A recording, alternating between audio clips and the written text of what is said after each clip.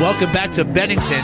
Shane Gillis is in studio. Hey. Shane's performing at Helium Comedy Club in Philly, October 24th through the 26th. HeliumComedyClub.com for tickets. And follow him on Twitter at Shane M. Gillis. I'm going to try to explain to Shane why Georgia losing again has completely destroyed Notre Dame's season. It would have been much better for Notre Dame because everyone was like, well, they lost, but not by much. No. Yeah, well, it didn't help that USC kind of sucks, Michigan sucks, Stanford sucks. All these teams that are traditionally okay, or at least pretty elite, you know, that kind of sinks Notre Dame's chances at the playoffs. It's better not to have them get to the playoffs anyway because they're just going to hurt your feelings again, like they do all these years. Yeah. They're not. It's just Ohio State, Clemson, and Alabama. Now Oklahoma a little bit, but there's no one else. You became a Notre Dame fan because you grew up a Catholic kid, right? Yeah, my grandpa played there. Oh, he did? My cousin played there. Wow. That's impressive. Yeah. When did your grandfather play? What years do you remember? Jeez, he played in like the 30s, I think. Wow, that far back. Yeah, he got it was a pretty funny story. All the stories I had about my grandpa was that he was just a fucking lunatic. Like every story they ever told me was just him fighting people. Right. And he died when my dad was like 13. My dad was like the youngest of like 6 or 7. And all the stories were like that. And then recently I just found a newspaper clipping of him at Notre Dame when he was playing. And it was just a newspaper clipping saying why he was being held out against Purdue, which was because of a head injury. And to be held out because of a head injury in 1930. Right. They didn't even know that existed. Yeah, he had CTE like clearly. The way he died was he had a heart attack and then he was getting surgery. And when he woke up out of the anesthesia, he tried to fight the people around him, and his fucking heart exploded. That's the way he would have loved to have went out, though. That is a good way to go. Same way that he lived his life. Did what he died doing what he loved, fighting. Fighting strangers for no reason. Yeah. You're wearing a fighter on your chest? This is Nate Diaz, man. Yeah. Nate Diaz. Yeah. He's the best. Now, I saw you last night. I think we're both at the stand tonight, too. And it was very funny seeing you in a situation that you're like, I'm trying some new material and you guys see that you're not that kind of audience. But I'm still going through with it. Always the funniest to me. Yeah, it was funny because the first show, all that new stuff worked. Killed, right. And I was like, you know how you feel when you get like a new bit. I'm like, oh, fuck yeah, this is going to be great. Dude, I literally, because I was on earlier in that first show, I'm trying to do all this stuff for the Creeps with Kids store. I'm like, oh shit, I need more kids stuff. Yeah. And then I'm doing it. I'm like, I'm really fucking great. You know what I mean? That's how I felt. Unbelievably great. You know, because it was just a great audience. And then the second audience, and you got to understand, they're smaller. There weren't people in the front row and all. You know what I mean? Like they were all tight. But I came on after you and just started torturing them. I'm like, I'm not fucking giving them anything that I feel good about from minutes ago. You know? Yeah, I did, and I regretted it. Yeah. But I thought that voice that you're doing was hysterical. The Civil War thing. The Southerner. Yeah. I mean, anybody that watches that remembers that guy. It's on Ken Burns' Civil War documentary. There's just a Southern guy that's just clearly fucking lying. Like, he's this historian that only gives quotes from the 1860s. And then it's always like in the middle of a battle. He's like, then he turned to him and he said, boy, they're really giving us a licking right now. It's like, what the fuck are you talking about? I hate when even people do that in their own lives where they'll go back and remember a conversation for like 20 years ago. I don't remember people I fucking dated. You know what I mean? Like I have said to people, I go, are you sure? And she was like, yes, in my ass. You don't remember that? I go, kind of. Yeah, that's why, I record everything I say. Yeah. And that, that never comes back to fucking haunt you. Oh, yeah, that's smart.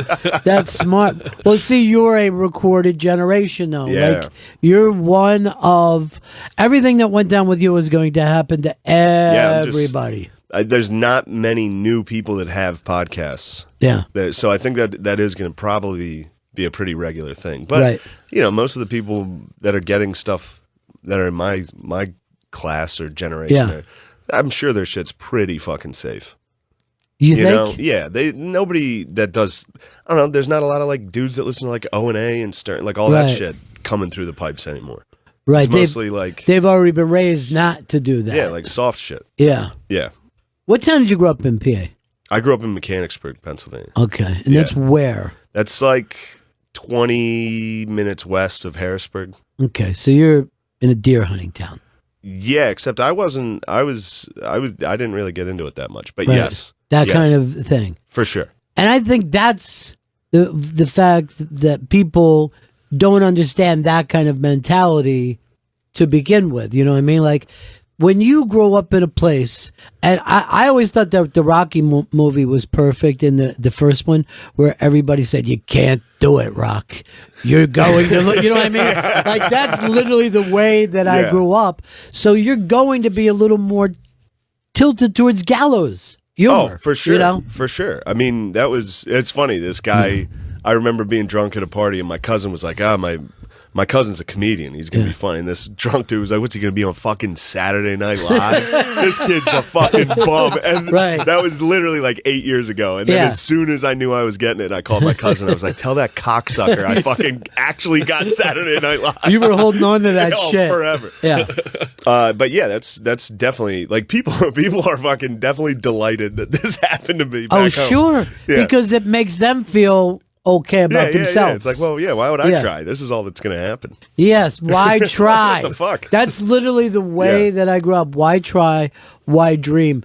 And you know, Big J has that same, you know what I mean? Like, we're basically, me, you, and Big J are three different generations of the same attitude completely. Just like I said, I came in and I saw you say in the audience, you know, basically, you're not a good audience. And I'm like, just like sitting there going, well, fuck these people.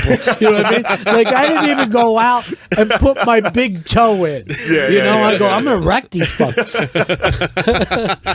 Yeah, I got the fuck out of there. I wish I would have seen that. Yes, it made zero sense. Like, later, I was at home and I'm going, fuck, you know, I should have just done that new shit. I got to do it on Friday night. You know what I mean? I could have just to say it into a mic. But I was just like, oh, I get it. I see what's fucking happening here. You know? Yeah, you can't let them take that chunk from you. Yeah, you would right. go out and see people just arms crossed staring at you, and you're like, "Oh, I'm a fucking idiot.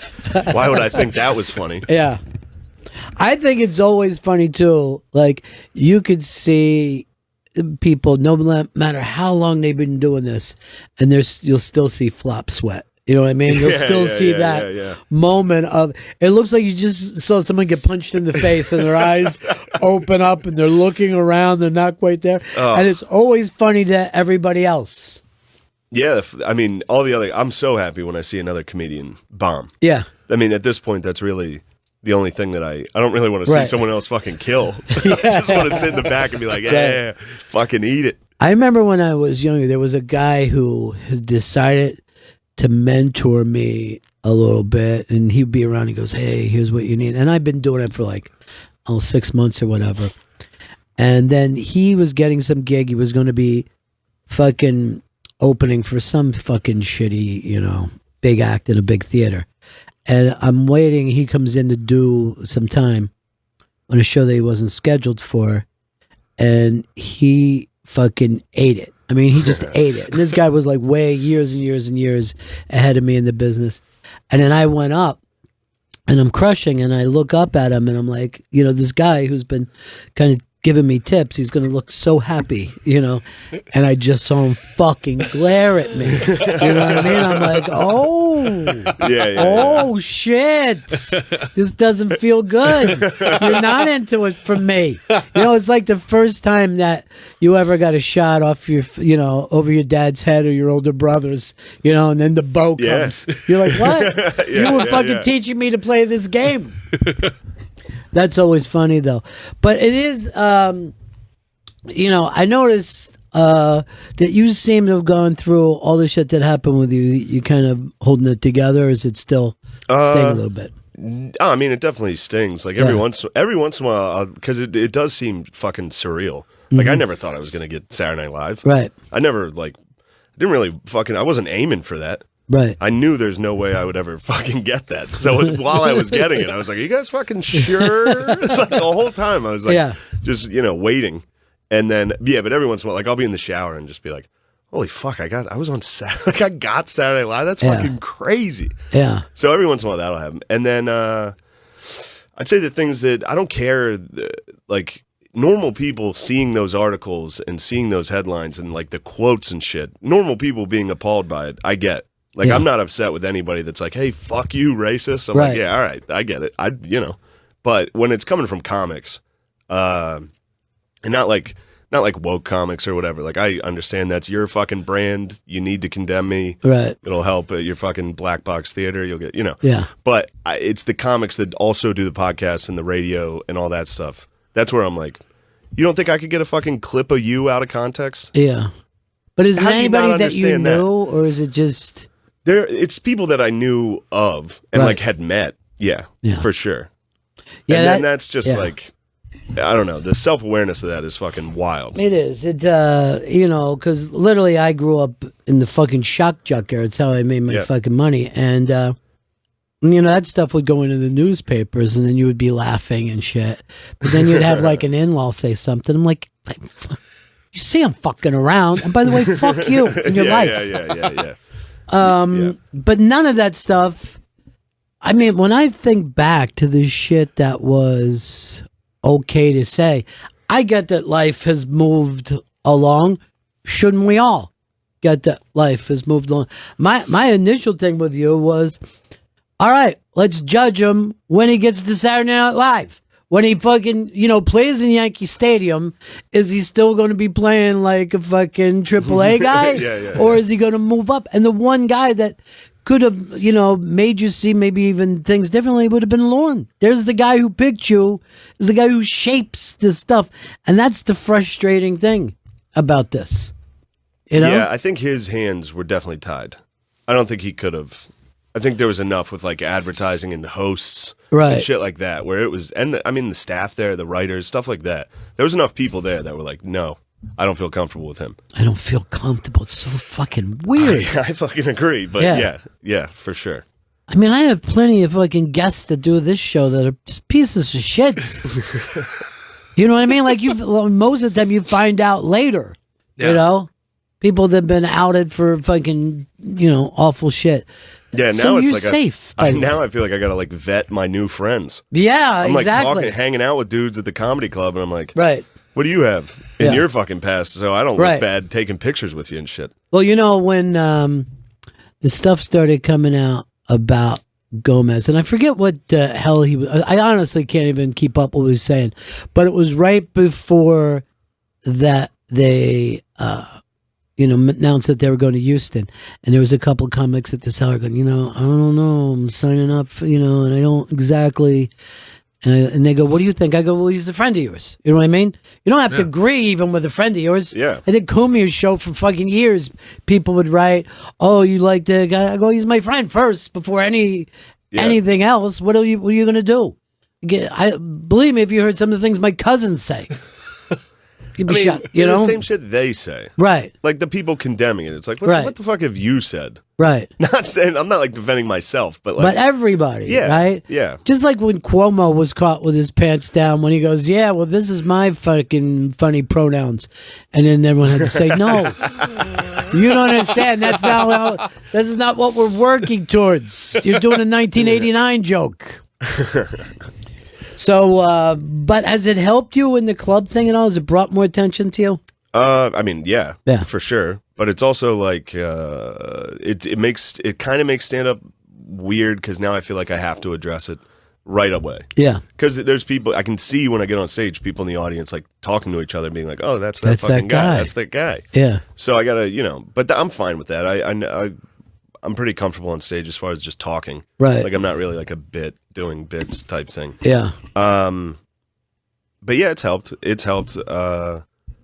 Yeah, for sure. That reminds me, the first time, and this was years ago, I think we saw you were doing that show at Caroline's. Oh, yeah. Where it was about going to a Notre Dame game and you and your friends leaving to jerk off. And we were like, that was way early for you, right? Yeah. That was before all this stuff. And we were like, talking about the next thing on that fucking kid. I don't even think I knew your name yet. No. Like, that fucking kid is funny. And I was literally saying to these guys, I go, he reminds me of everybody, you know, I grew up with, you know, that fucking PA thing. You know what I mean? Like, it's so weirdly unique, except for when you're there and then it's common as fuck. You know what I mean? Yeah. The only unique thing is the people who decide to do something with it. You know what I mean? Rather than be the really funny guy who works at the factory. They are, man. Or the really funny guy who works for the county. So the podcasts that I have, Matt and Shane's secret podcast, Matt McCusker's brother, Billy, and his like best friend, Spud, are the funniest. Billy drives a truck, a trash truck in Philly. Spud like paints houses. And they stay on, they both have headsets and talk to each other all day. Right. They just stay, and they are the funniest motherfuckers on earth. Right. They like listen to InfoWars every day. That's how they talk. They're like fucking tip of the spear, motherfuckers. Michelle Obama is a man. Like all this shit. Right. This crazy shit. But yeah, it is a very PA. Like if my friends back home saw that I was drinking iced coffee, they'd be all over like, you're shit. fucking gay. Right, yeah. That's where they come at you. Yeah. That Delco Proper thing, when those guys came in, and the funniest guy of all doesn't do stand-up, and he has a regular job, and like, this guy's fucking laying me out. Yeah. I'm going to Reading with the Creeps tomorrow night, and two guys that I grew up with are coming up. They're both funnier than people I know now. Sure. You know? Sure. And one of them, Fat Rap, when I was a kid and I had my paper route, he would go around with me, right? And if any of the there was a lady I was collecting money, we used to have to collect money every 2 weeks. And her name would be in this like little thing. She was giving me shit. He starts going, by the way, she was also a school teacher in our district. He was like, fuck you, lady, you're lucky fucking brings you. We're like in 6th grade. He fucking rips her name out, tears it up, and chucks it in her living room. I was just backing out with him. I mean, this kid had a snap fucking temper. 5th or 6th grade, he would get so mad that his fucking nose would bleed. He was hilarious. Attempted to blow up a cop when we were kids. And then that dude, he's like a regular guy. You know what I mean? He's got kids. He's a barber, and he's still fucking furious, whatever. Like nothing. He and I have both had zero growth, maturity style, except for I do this. I have a microphone. That's it. Yeah. Yeah, my girlfriend was making fun. She was like, "You're an 8th grader. Yeah, you're just still an 8th grader." Yeah, that is like, the truth for sure. Because that's where that was formed for you. Yeah, it didn't stop. You know, like, and I was talking to Jessica Curson about this. I go, you know, the comedy nerds that their thing is, oh, I'm gonna already, I'm gonna fucking study this person and study that. But naturally funny people, they go up and the open mics are surprising to them because you're like, hey, I am fucking funny. You know what I mean? We've already proved it. But a couple of those things where the people are like, well, you're not professionally funny yet. And you go through this whole thing to just go back to be that same guy in the 8th grade. That's what you attempt to do with it. Yeah. Well, yeah, I think in 8th grade, you found out what was funny. And then in the older you get, you just saw people slowly faking to be something else. Right. And you just, well, the whole system, the whole corporate system farts and jerking off. The whole corporate system is to lie. That's how you get ahead. That's how you keep your job. Yeah. People are like, well, we're coming from outside of the box. And you're just like, okay, this is the pretend conversation that we're all having. Yeah, I think I would have struggled with that. Oh, with I SNL. never would have made it. With SNL, I would have struggled with that. Yeah. The office, the fucking working. Right. Yeah. I mean, that's why I kind of got into this, was so I made sure I never had to fucking work. I know. That was the big fucking fear, right? Actually working for a living. That was the big fear that you tried to fight off by doing something weird. I mean, still even the idea of committing for 8-10 hours a day, it makes me want to puke. Yeah, there are times I miss it, though. Yeah. Like I used to, I sold cars. That was nice. I'd go back and do that. That was nice. Now, how long did you sell cars for? Like 2 years after college. New or used? New. Hondas. Yeah. Yeah. So it was easy. They just came in and bought them. Yeah, you want a Honda, right? Yeah, it was great. How much would you get off of each sale? We did per unit, so I forget what it was. It wasn't like... So that was another thing that was nice about it, because I could just tell him, I'd be like, hey, this is...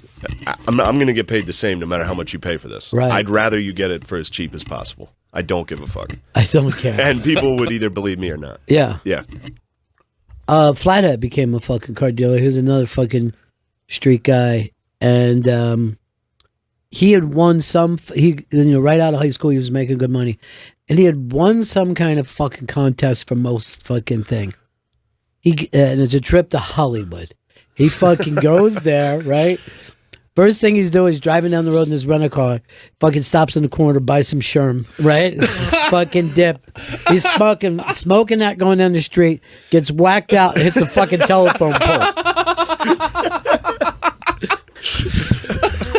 That's the mentality. I had a fucking buddy, Bake. Most of these guys are, didn't make the long run, but his job was going around and, dropping off fucking medical supplies, right?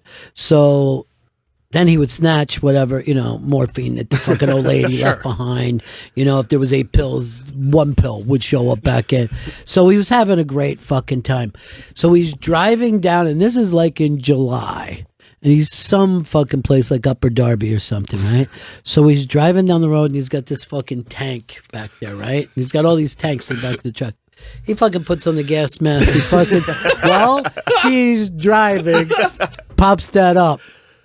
And fucking, hits the fucking street, smashes. And tanks go out, right? And they fucking hit the street and start to like freeze. And people were like black icing it, right? So they're smashing. Me and my old man were watching the TV. And this thing, and the lighter side of the news, ice in the middle of July. They explain the whole story, his name. And I'm watching the fucking TV. And I just feel the hot ice. I look over, my dad just fucking glaring at me, right? I'm like, back to, this is... crazy. Yeah, I mean, this is crazy. You believe this? I'm gonna try to get back to finding out what exactly happened here. Crazy world. Yeah, crazy world. Insane, Dad. isn't I it? don't know who these people are. Nuts. Shane Gillis is in studio. Shane's performing at Helium Comedy Club in Philly, October 24th through the 26th. HeliumComedy.com for tickets. Follow Shane on Twitter at Shane M. Gillis. Any of the clubs give you any shit, or they just ignore all this? Yeah, some of them. Really? Some of them initially, like well, that was another thing that sucked, is like, because I knew I was getting SNL, so like I kind of canceled some fucking dates. Right. And then like the press came out and was like, these clubs canceled him. Right. So that was kind of fucking annoying. But no, some of them did. Some of them were like, we don't want that right now. We'll either reschedule or just not do it. Really? That's surprising to me, because I would think just the opposite, Yeah, I guess in the immediate, because I mean, this is like week. I would have already done the weekends. So it was, I hear you. Well, the media always gets that kind of thing wrong too, because they're like, Louis C.K. is trying to restart or kickstart his career. And you're like, dude, you have no fucking idea the drawing ability of this guy. He's choosing where he wants to play. He's choosing where he wants to sell out over and over and over again. Right. Whenever he wants. Yeah. Did I know I talked to you when all this shit was going down. Did any other comics talk to you? Yeah. People who've been through stuff or people who hadn't been through stuff? You don't have to say it. You don't have to say it because anybody want to. But that was always the thing, is I always thought that more people who had been around a little while should have been heard from. Not just the angry people, but people who could have said anything of mine being taken out of context is a problem. And I went through, years where I was absolutely wrong about stuff in my career. Wrong for years at a time. And that's the whole growth thing. That's what you do. Also, when I was talking to Colin Quinn one day, and he said to me, he goes, why do they say punching down? We're not punching. It's slapping it back. You know what I mean? It's a little slap. Yeah. He goes, a comedian has never changed anything. And when I was thinking about it, I go, it is fucking true that somehow we expect things out of George Carlin, but what did Carlin change? in the world, you know? Yeah. Only the people who kind of agreed with him. Yeah, that was kind of brutal, the Carlin thing. Yeah. For a minute, people were just bringing up clips of Carlin, and both sides, either pro or against me, were arguing that they were like somehow vindicating me or condemning me, and it's just like, shut the fuck up. Yeah, he's not what here are you guys to doing? say. Just relax. You know? I got fired. Let's move on. Right. Like, I don't want to keep talking. Like, Yeah. I'm cool with talking about it for sure, but like, I'm not going to go on like Twitter and be like, oh, please, I need this fucking job. Like, no, dude, I only wanted to be a comedian and I'll keep doing it. The one thing I regret, the one thing I really regret was saying I'm a comedian that pushes boundaries. Right. That fucking hurt. Yeah. 5 minutes after I posted that, I was like, fuck. Yeah. That's corny. Because you never get up in the morning and go, how can I push a boundary? Yeah, that you was know embarrassing. What you're saying is you do a little edgier material because you find it funny. I don't have remorse like over that. I mean, I do feel bad about saying I'm a comedian that pushes boundaries, but I know where my head was at when I wrote that. Very quick fucking... Well, even when I saw you do that, when some people are like, this is an apology, is not an apology, I go, that's because he doesn't have a PR firm working for him. And it wasn't an apology. Yeah. Right. But, I wasn't apologizing. Yeah, you explained, but normally when you're in a position of that, you have a team of people who come in, they kick things around. And I did have a team of people telling me what to say. Yeah. And I wasn't going to say it. You weren't going to do it. They wanted you to go. They wanted me to say something different than what I said. And I was like, I can't do that because first off, if you guys are getting me on this clip, get ready. There's fucking way worse out there. Yeah. I've been recording myself since I started comedy as a fucking open mic. Like, you know, I was an open mic comic 3 years ago. Yeah. That's what I was. So like, I don't know, if you imagine the feelings you had as an open mic comic or when you're starting comedy, you're seeing other people get opportunities, and then you're sitting there in the basement drunk being like, fucking gay comedy fucking sucks. Edgy. Like all that shit. all that dumb shit. So then, I mean, I deleted a bunch of podcast episodes, not because I was afraid of them finding things. It was just because I was like embarrassed that I was being a whiny bitch about comedy. Yeah, exactly. And like if anybody listened to the podcast, which they didn't for like 3-4 years, there is an evolution of me going from open mic comic that resents people with success, because I was in a fucking basement in West Philly. Sure. Where I was recording this. Like, I lived on a mattress in West Philly. With $0. So then, as soon as I moved to New York, I got every single opportunity possible. And then I was like, oh, maybe it wasn't because I was a fucking straight white guy. Yeah, right. Maybe it was because I lived in a fucking basement in Philly. Yeah. And of course, I'm not going to get a fucking agent here. Yeah. So, and you can hear me fucking evolve in the podcast. Not that I'm done, but you know what I mean. Who were the guys that helped you come to New York? Because like you said, once you got to New York, it seemed like everybody was, in your camp pretty quickly. Yeah, I waited as long as I could because I really didn't want to live here. Sodor, Big J, Voss, those guys, for sure. Those kind of guys, and like, I don't know whether people get this or not, but they literally have an eye and an ear for what's coming. A lot of people will say, oh, it's who, blah, blah, blah. But you seek out people that you're like, oh, that fucking kid's good. You know what I mean? He's not, and whoever, I mean, I've seen people, I go, he's not ready yet for some of these clubs, but he's definitely going to be.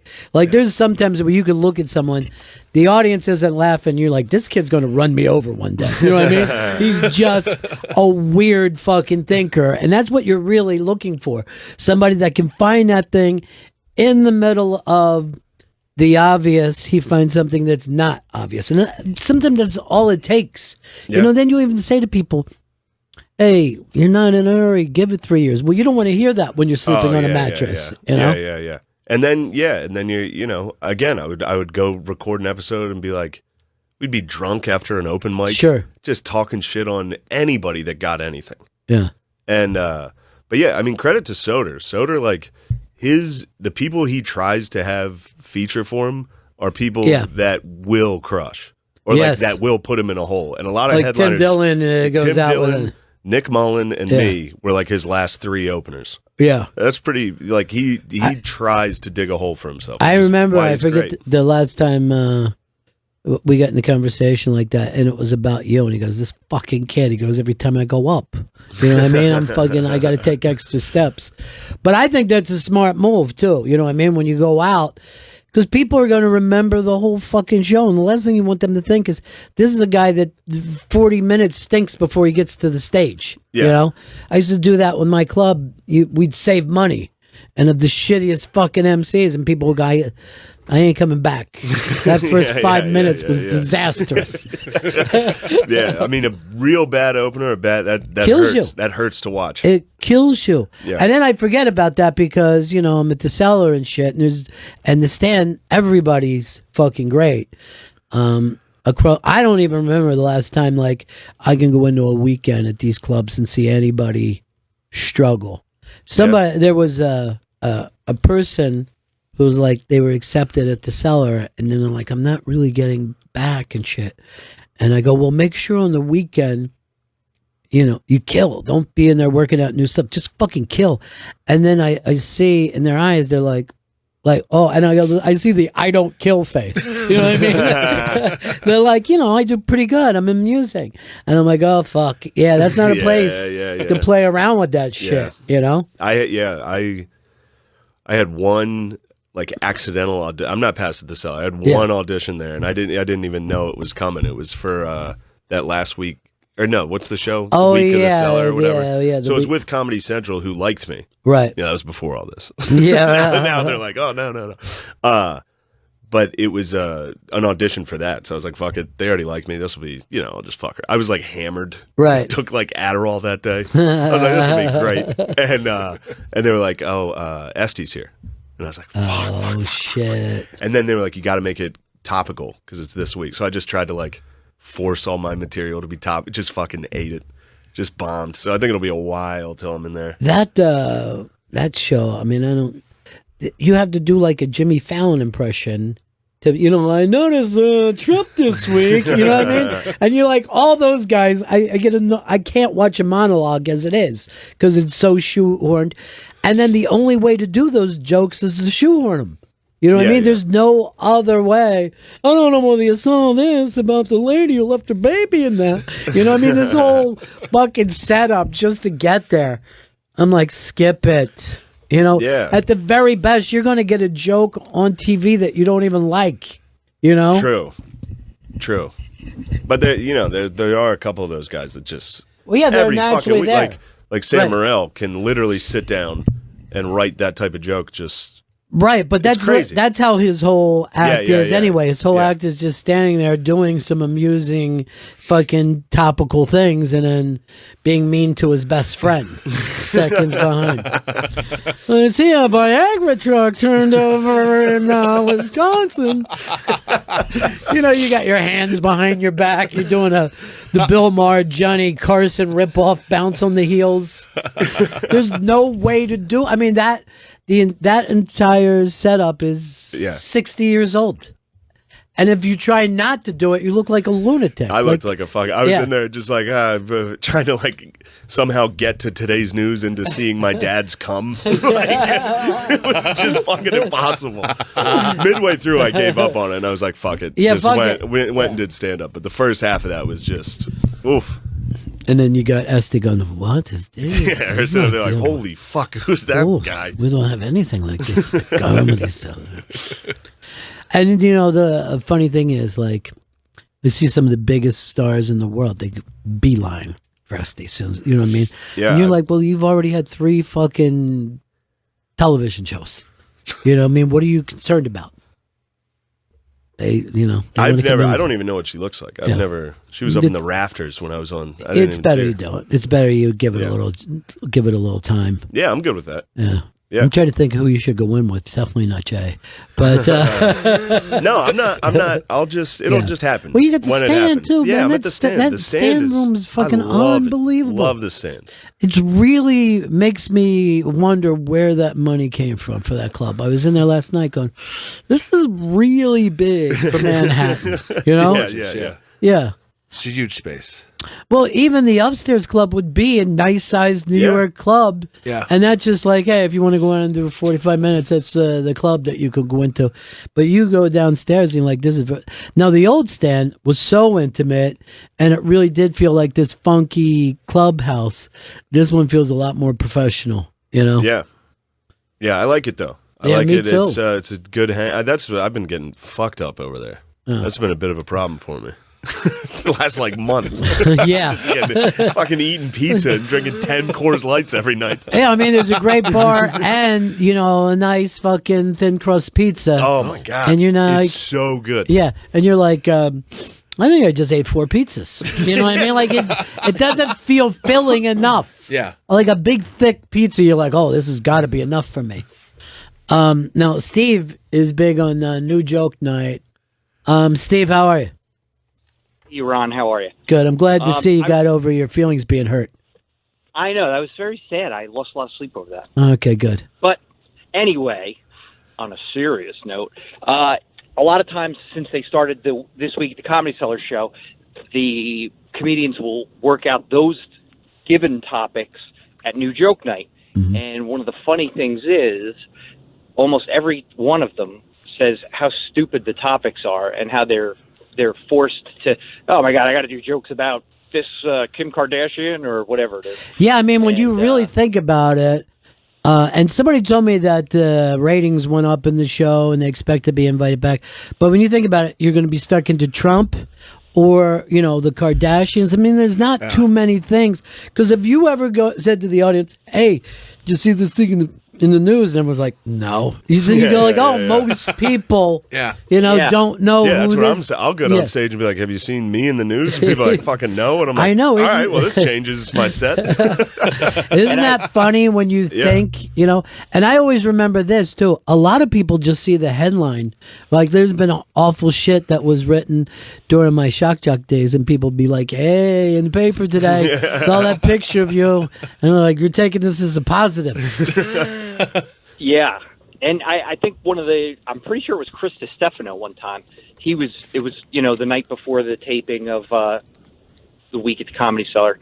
And he was, I'm pretty sure it was him. And he was just like, I don't know about any of these things. I don't even know what to say. I don't know. I'm not sure. And he, It is true. He doesn't seem to be an up-to-date guy. You know what I mean? And he believes in ghosts. Does he? Yeah. Oh, yeah. Very, very much so. He's afraid of ghosts. He's got to fight. Yeah. Sorry. But he has a doctorate in physical therapy. Yeah, but what's that? I mean, I could tell anybody to fucking do deep knee bends. I mean, it's easy. That's a tough. I don't think so. I think I could. If I would have applied myself, I would have got it. Could have done it. Yeah. I honestly believe I could operate on people if I get shot. I think I'd be good at it. But I'm not going to fucking kowtown to a bunch of fucking college professors and bullshit. I'm not going to play that game. We got to wrap this up. Yes, we do. Dude, so good to see you. Yeah, thanks for having me. I forgot. You were supposed to be here the day after you got hired, the day after you were fired, the whole thing. Yeah. But we're always in your camp here. You're a fucking hysterical guy, like we said. Well, it had to be, 5 years ago the first time we saw you at Caroline's? 4, probably. Yeah. And we always thought that you were hilarious. Thanks, and man. You're always going to be hilarious, so don't let that bother you at all.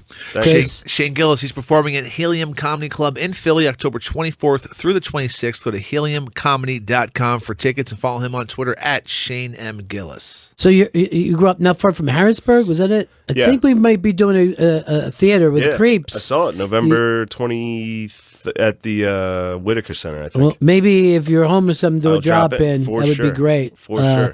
Well, I'll talk to the guys about it, and by that, I'll tell them that we have to do it. All right. See you next time, buddy.